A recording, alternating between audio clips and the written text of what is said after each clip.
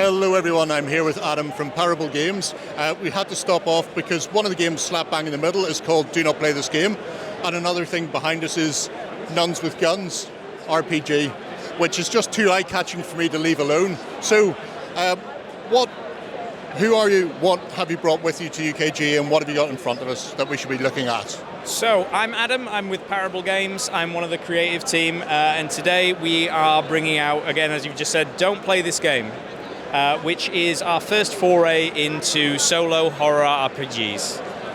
What it is a game where you are cursed by a mysterious and malicious entity to basically, it will drive you insane, and it's going to make you document that descent into madness. And you can do that with crafts, with painting, with clay, and literally, there were a lot of solo games where writing was the principal focus. And while that is still part of it, and you're still telling a story, we wanted people to tell many different types of stories in as whatever way they find comfortable. Yeah, I mean, that's quite interesting in and of itself, because the amount of mythos, whether it was August Derleth or Lovecraft himself, when they're writing from the presence of a character who's going slightly insane, and often Pickford's paintings or the notes that are left behind, all of these little things add up, and this game gives you the opportunity to sort of expand and play with that sort of art form. Absolutely. Speaking of which, we really wanted to encourage people, because it's a game about losing your mind. One thing we got back from our very early demos was it was having a very positive effect on people's mental health. Which was surprising, but it meant things like, so I painted this for our community playthrough. It was about 20 minutes of work. I haven't painted in years, but we needed something to kind of show people like, oh, we've done a prompt today from the book, make sure you get your copy. And I had so much fun doing this, and now we're all as a team doing a prompt a week on our Discord where we can kind of just enjoy the game alongside people, which has been really fun. The other principal feature is as well, when you finish the game, we have a legacy aspect, so you then share your curse box with another person. They are then cursed. They start their journey with whatever terrible things you've left in that box. Oh, I absolutely adore that.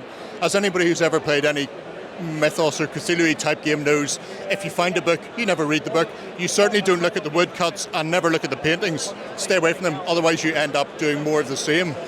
So that seems absolutely delightful. Is it a core book and then the record book is separate to allow them to journal it there, or? Yeah, so the record has inbuilt what we call an anchor, which is your character tracker, and journal paging, but there are also hidden secrets in the margins throughout, so it can add to your own playthrough in a similar way.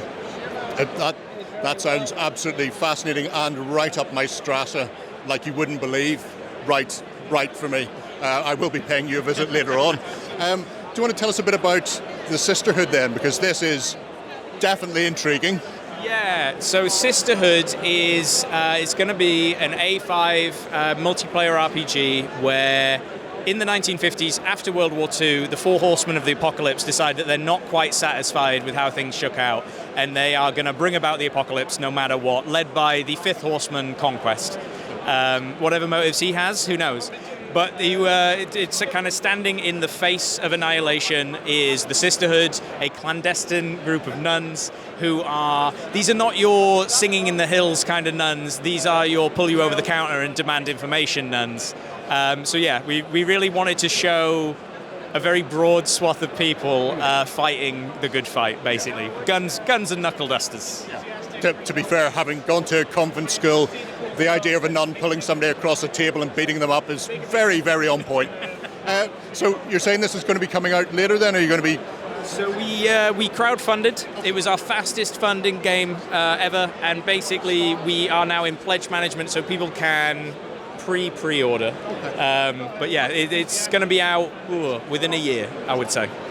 If people want to find you at the Expo, where will you be? So we're in Hall 3A, booth T30. We've got a good demo table going where we're playing our first ever game, Shiver, which is a multiplayer horror RPG. I'll be running demos all weekend. There's also a Don't Play table, so you can come along and make some crafts with Charlie, the creator of the game, and you can see all the other stuff we have on offer. Fantastic. And if people aren't at the Expo and want to check out things like the Sisterhood, where can they find that online?